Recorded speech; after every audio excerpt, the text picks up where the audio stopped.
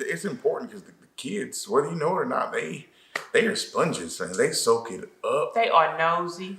You if you weren't walk around talking crazy to one another, and they see it, or you're disrespectful to one another, they see that stuff, and they end up thinking that's okay. Right.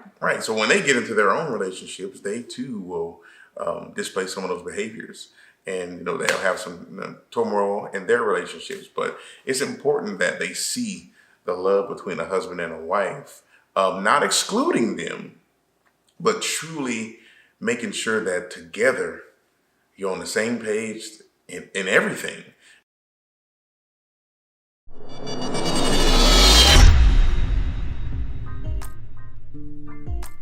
Hello there, I'm James Lee. And I'm Tasha Lee. And we are Elevate Marriages.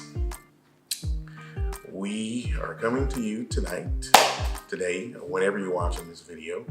To all you that are watching it on social media, Facebook, YouTube, Twitter, whatever it is that you choose to just kind of give our hearts about marriage topics. That's what we are. We're not marriage counselors per se. We are not a marriage professional, gurus. But we are marriage mentors. Absolutely. Marriage coaches. We are marriage experienced. We are definitely marriage experienced. 20 years this year in August. Yes. For us. So we come to share. We consider this to just be our way of giving back to those that are either married or looking to be married or looking to stay married. Or elevate their marriage. Marriage, right? Absolutely. Nice plug. That's good. I try to do what I can. That was good. I do what I can. So what we want to talk about is something that I know comes up many times, and there's, I would say, differing opinions about it. But there's only one true answer. Who comes first? Your spouse or your kids? Now, this to me is an easy answer, of course, because we both Forget them kids, man. Really? Oh, sorry. It's not. We both know, or we all know that the spouse has to come before the kids, because the spouse comes before the kids. Come on now. Okay, so I know I just said that now because I'm talking about our situation, right? So I had James before I had Jalen and Jason, and that was that. But in some cases, that's not the case. So when you come into a marriage where there's already kids? Exactly. Okay. The husband or the wife already has kids. What came first? The kids came first. Well, I will say that if that happens to be the case, either to be the husband and or the wife, or both sometimes, it's a package deal, right? You have to go into that knowing that those kids are a part of that marriage relationship, but they still don't come before the spouse. I meant in the example I was given in that, okay, which comes first, the chicken or the egg type of thing? The husband came first. That doesn't actually apply when you talk about a blended family, is what I was saying. In blended situations, I think there's, it boils down to having a conversation about it. A husband and a wife talking about how they raise children, or what the expectations. What the expectations are. I think many times you have spouses that kind of walk on eggshells, or maybe kind of remove themselves, they're excluded from the parental role. Exactly. When it comes to a blended family, and that's not necessarily the best option either. But nevertheless, blended or not, the way that it works is you have God, and then you have the next responsible person in that marriage is your husband and the wife, and then the kids. And that anointing flows in line. Right. Top to bottom. There are times where the husband might stray off a little, but there's still that covering there. The wife stays in line, covering, and then the kids are underneath. Or vice versa, the wife might stray a little, but there's still that covering, the husband, and down to the kids. But the true responsibility comes to cleaving to your spouse. And that can't be forgotten. You can't use an excuse, oh, we're so busy with the kids. And before you know it, the kids are gone and out of the house, and there's no marriage relationship even left. Right. Or there's a shell of it that's left because all this time you spent raising the kids, you really didn't take any time for each other. And it's important.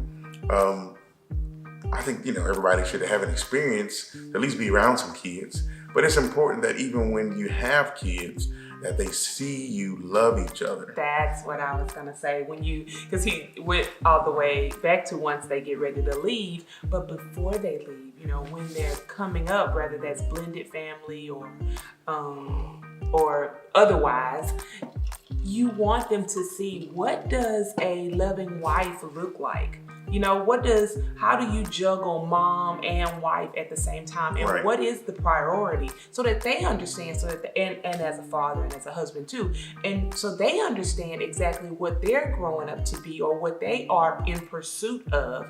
I have 2 boys, so I'm hoping that I'm setting that example for the type of wife that they're going to look for, and that they'll understand that though they are so important to me, I mean extremely, they are my very heartbeat, their father comes first. That the love that I have and the respect that I have for him is an example for them and the wives that they'll bring home, and that James is the example of the type of men that they should be, or that I want them to be, right? And so as we come together and provide this loving environment, this loving, growing, nurturing, respectful environment, that they will want that as well. So then now we're pouring, just as we pour into you, we're definitely pouring into them about strong marriages, being strong men, bringing in strong women that stay in line with that anointing, so that we can continue to bless marriages, bless communities, and kumbaya this world, right? That's what we're hoping to accomplish.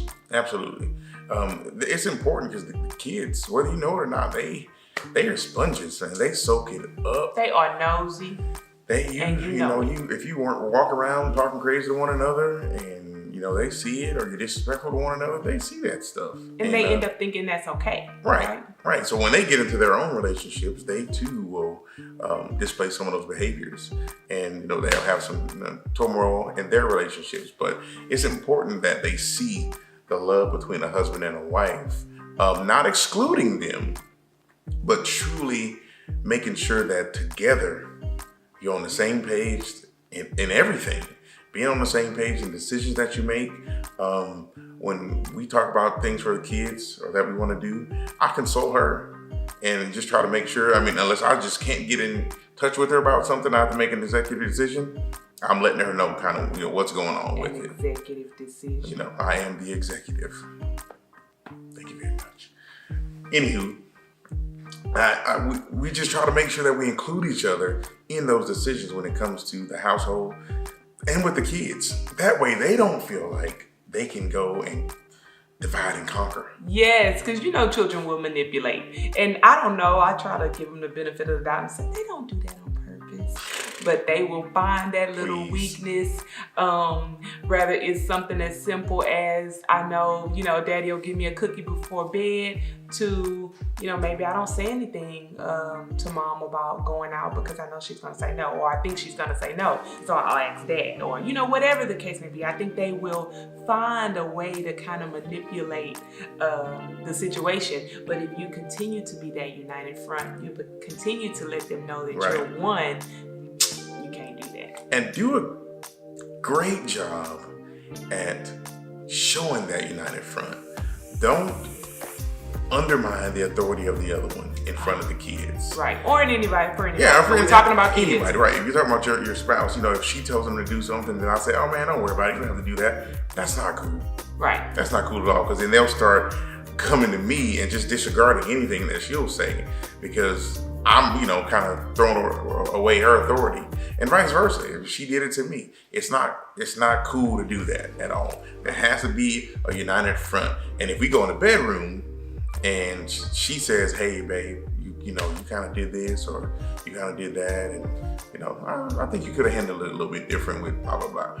The correction can come behind closed doors. That way she and I can have that discussion, and there's nothing, left on the table for those kids wondering, I wonder, well, I can go to dad next time. We need to be united, Right. period. Always. Absolutely. So, And I think that's the message we've always given. So not only are you one in life, one in marriage, one in love, you're one for your kids too. absolutely. One for your kids too. Just a little tidbit we thought we'd share. Yeah, but they do come after your spouse. Absolutely. So, real quick, I just wanted to, I think we mentioned this book last time. Remember he said, it's on the shelf, it's in the bedroom. Well, it was in the bedroom shelf book. 5 Love Languages. If you have not read this book, Gary Chapman, you need to get it. Get it, read it. There's a lot of assessments you can take to find out what your love language actually is. And then It's apply it. Absolutely. Get it, read it, and apply it. Absolutely. You'd be surprised at how your approach to your spouse can change once you actually know what their love language Right. is. So we may talk about that a little bit more next time. All right. Yeah, we can actually do that. Sounds good. Until next time, I am James Lee. And I'm Tasha Lee. We'll talk to you later. Bye. Peace.